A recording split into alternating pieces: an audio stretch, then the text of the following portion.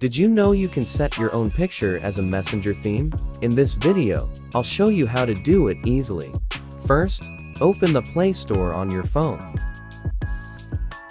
Next, check if Messenger needs an update.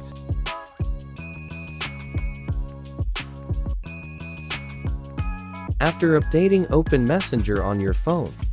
Now open the chat where you want to use the custom theme. Tap on the top right corner.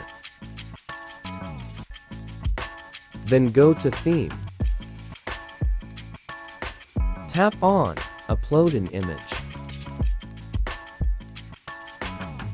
Select your image.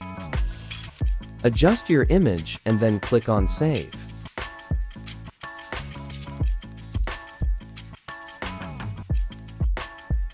Click on Select. And that's it. Now your Messenger chat looks unique and personal.